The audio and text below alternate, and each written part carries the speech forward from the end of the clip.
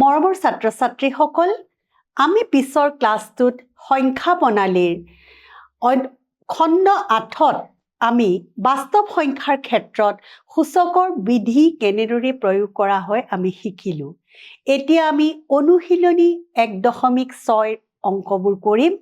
আহাচোন আমি গণিতৰ মাজলৈ যাওঁ। প্ৰথম প্ৰশ্নটো দিছে 1.6 ৰ 64 তাৰ ঘাত আছে হাফ। 64ৰ ঘাত হাফ। আমি প্ৰথম 64ক আমি কি কৰিম? 64ৰ আমি মৌলিক উৎপাদক বিশ্লেষণেৰে আমি উলিয়াই ল'ম। 2ৰে কৰিলো 8, 2ৰে 4, 2ৰে 2। গতিকে কেইটা পালো? 1, 2, 3, 4, 5, 6। আমি 64টোক লিখিব পাৰো 2 to the power 6 আৰু ঘাত হৈ গ'ল হাফ। আমি জানো an is equal to নহয় a to the power m whole to the power n সমান a to the power mn। আমি এখিনি পাইছো। গতিকে আমি এটো লিখিম 2, 6 into 1/2। ইয়াত হৈ গ'ল 3, তাৰ মানে হ'ল 2 কিউব সমান 8। পিছৰ প্ৰশ্নটো আমি চাওঁ। পিছৰ প্ৰশ্নটো দিছে 32 যাৰ ঘাত 5/1।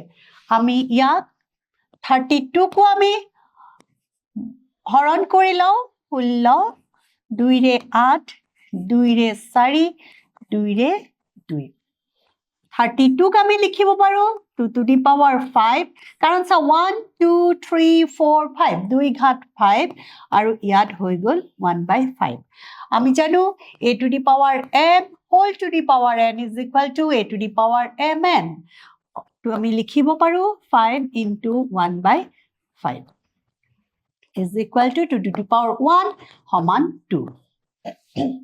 পিছৰ প্ৰশ্নটো আমি চাওঁ।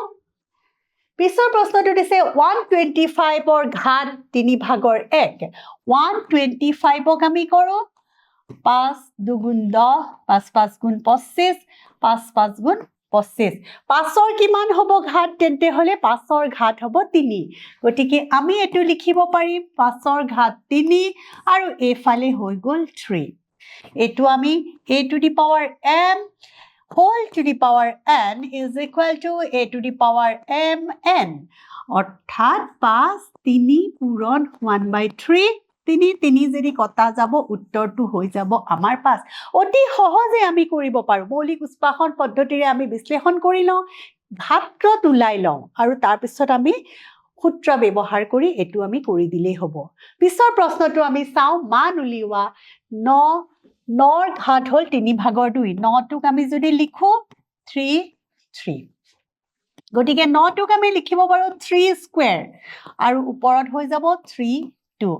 a to the power m whole to the power n is equal to a to the power m n। তাৰ মানে আমি লিখিব পাৰো 2 into 3 2। 2 2 কেনসেল গৈ গ'ল 3 3।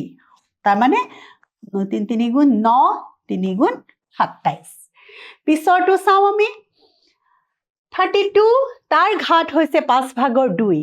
32টোক আমি একে ধৰণে কৰি লওঁ 32 2 16 2 8 2 4 2 2 1 2 3 4 5। গতিকে 32টোক আমি লিখিব পাৰো 2 ঘাত 5 আৰু ওপৰত গৈ আছে 2 5। আমি লিখিম এতিয়া a to the power m whole to the power n is equal to a to the power mn। তাৰ মানে 2 to the power 5 আমাৰ আছে, আকৌ আমি কিহেৰে কৰিব লাগে? এটোৰে আমি কৰিব লাগে। তাৰ মানে 2 স্কয়াৰ সমান আমি পাই গলো 4। পিছৰ প্ৰশ্নটোলৈ যাওঁ আমি। 16ৰ ঘাত কিমান? 4/3। 16 আমি যদি কৰো, ইয়াক যদি 2ৰে কৰো 8, 2ৰে কৰিলে 4, 2ৰে কৰিলে 2। অৰ্থাৎ 16টোক আমি লিখিব পাৰো 2ৰ ঘাত 4। 2ৰ ঘাত আমাৰ 4 আৰু ইফালে আকৌ আছে 3/4। আমি সূত্ৰ মতে a to the power m whole to the power n সমান a to the power mn।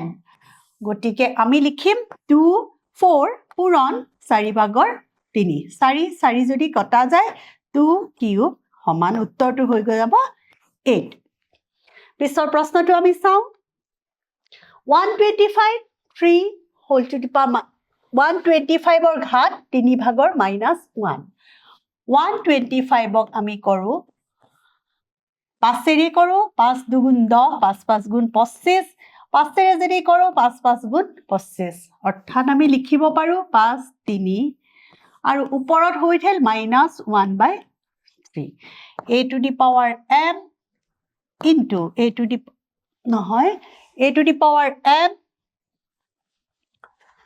whole to the power n সমান a to the power m n অৰ্থাৎ আমি লিখিব পাৰো 5 3 into -1/3 3 3 কটা গল 5 to the power -1 থাকিল আমি এটুক আমি লিখিব পাৰো 1/5 কাৰণ আমি জানো a to the power -1 equal to 1/8 এবাৰ আমি পিছৰ প্ৰশ্নটোলৈ আহো পিছৰ প্ৰশ্নটো তোৰ ঘাত 3 ভাগৰ 2 আৰু তোৰ ঘাত 5 ভাগৰ 1 আমি দেখিছো এটো a to the power m into a to the power n সমান কি পাম আমি a to the power m plus n আমি পাই আহিছো এটো আমি সূচকৰ ধৰ্মৰ আমি যেতিয়া পঢ়িছিলো আমি এটো বস্তু পাই আহিছো গতিকে আমি কি লিখিম 2 3 ভাগৰ 2 আৰু ওপৰৰ কিটা আমাৰ প্লাস হৈ যাব 2 টো আমাৰ থাকি গল 2 টো আছে আৰু আমি এটো 5 3 15 যদি লও 3 5 2 10 প্লাস 3 আমি পাই গলো তলত থাকিল 15 ওপৰত থাকিল 13 আমাৰ উত্তৰটো হৈ গল পিছৰ প্ৰশ্নটো আমি চাও 1/3 to the power 3 whole to the power 7 আমি এটো কি কৰিম আমি এটো দেখিছো যে এটো আমি লিখিম 1/7 দুইটাৰে লগত আমাৰ আসলতে 7 এৰে দুইটাৰে ঘাত যেহেতু আমাৰ 7 আমি 1 7 আৰু 3 3 ইয়াৰো 7 আহিব 1 ক যদি 7 এৰে কৰো আমি 1 এ থাকিল আৰু এটো হৈ গল a to the power m whole to the power n is equal to a to the power mn গতিকে 3 3 into 7 গতিকে 1 3 21 পিছৰ প্ৰশ্নটো আমি চাও 11 ৰ ঘাত 2 ভাগৰ 1 আৰু 11 ৰ ঘাত 4 ভাগৰ 1 আমি দুইটাকে হৰণ কৰিব লাগে আমি পাই আহিছো a to the power n হৰণ a to the power n সমান আমি কি পাইছো m minus n ওপৰৰটো পা তলৰটো আমাৰ বিয়োগ হ'ব গতিকে আমি 11 টো একে ৰাখিছো আৰু 2 মাইনাস আমি 4 ভাগৰ 1 11 আমি ওপৰত থাকিল 4 2 minus 1 অৰ্থাৎ 11 4 1 উত্তৰটো আমাৰ হৈ গল পিছৰ প্ৰশ্নটো আমি চাও ওপৰত একে আমাৰ ওপৰৰ সূচকটো একে আৰু তলৰ কিটা বেলেগ অৰ্থাৎ আমি কোনটো ফৰ্মুলা ব্যৱহাৰ কৰিম সমান a b into m সমান এটো কি হ'ব 7 into 8 আৰু ওপৰত আমাৰ একে থাকিব গতিকে 56 আৰু এটো হৈ গল হাফ আমাৰ এইখিনিতে আমাৰ অনুশীলনী শেষ হৈছে মৰমৰ ছাত্ৰ ছাত্ৰীসকল আমি সংখ্যা প্ৰণালীৰ বিষয়ে এতিয়ালৈকে ইমানখিনিয়ে আমি শিকিলো অনুশীলনী আমি শেষ কৰিলো এবাৰ মই তোমালোকক প্ৰথমৰ পৰা আকৌ এবাৰ তোমালোকক গুটি সংখ্যা প্ৰণালীৰ বিষয়ে মনত পেলাই দিব খুজিছো আমি এতিয়ালৈকে পোৱা সংখ্যা প্ৰণালীৰ বিষয়ে পোৱা কথাবিলাক হল প্ৰথমে আমি পঢ়িছিলো যে n মানে হল স্বাভাৱিক সংখ্যা আৰু স্বাভাৱিক সংখ্যাবিলাক আৰম্ভ হয় স্বাভাৱিক সংখ্যাবিলাক আৰম্ভ হয় 1 2 তেনেকৈ আমাৰ স্বাভাৱিক সংখ্যাবিলাক আৰম্ভ হয় তাৰ পিছত আমি পাইছিলো পূৰ্ণ সংখ্যা আমি পূৰ্ণ সংখ্যাবিলাক আৰম্ভ হয় শূন্যৰ পৰা 0 1 2 এনেদৰে গৈ গৈ পূৰ্ণ সংখ্যা আৰম্ভ হয় তাৰ পিছত আমি পাইছিলো অখণ্ড সংখ্যাবিলাক মাইনাসৰ পৰা আৰম্ভ হয় 0 থাকে 1 0 ঋণাত্মক ধনাত্মক আৰু শূন্য সকলোবোৰ মিলি অখণ্ড সংখ্যাবিলাক পাইছিলো তাৰ পিছত আমি পাইছিলো পৰিমেয়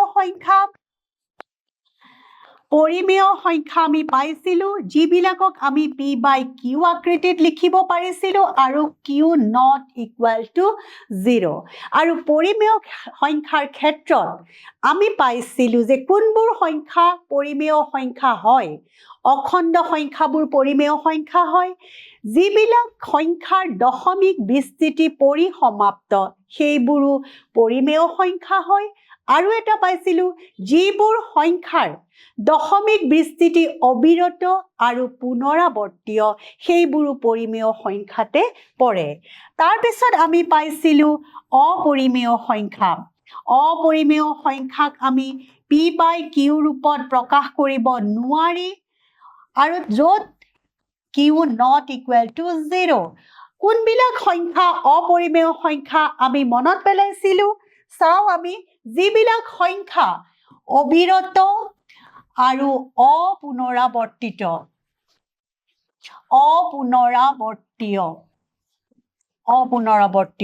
এতিয়া 0.333 এনেকুৱা বিলাক হল অবিৰত পুনৰাবৰ্তিত এইবিলাকক আমি কৈছিলো পৰিমেয় সংখ্যা আৰু যিবিলাক সংখ্যা ধৰা তোমাৰ 0.10010001000 এনেকৈ গৈ আছে যাক অবিৰতভাৱে গৈ থাকে কিন্তু হি পুনৰাবৰ্তীয় নহয় সেইবিলাকক আমি কি বুলি কৈছিলো অপৰিমেয় সংখ্যা আৰু আমি পাইছিলো যে বাস্তৱ সংখ্যাৰ ভিতৰত বাস্তৱ বা ৰিয়েল সংখ্যাৰ ভিতৰত আমি দুটা সংখ্যা সোমাই আছে পৰিমেয় আৰু অপৰিমেয়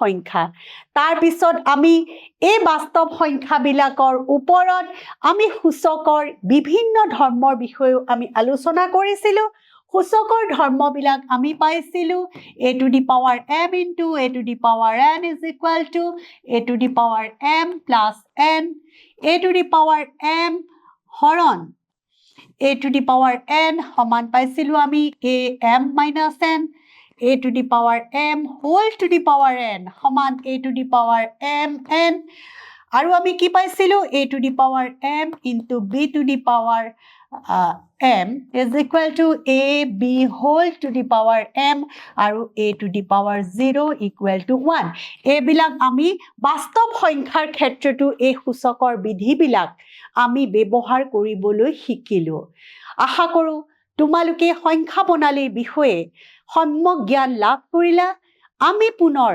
নতুন এটা ক্লাছলৈ আগবাঢ়িম আৰু য'ত আমি শিকাম বহুপদ আশা কৰো তোমালোক মোৰ লগত থাকিবা ধন্যবাদ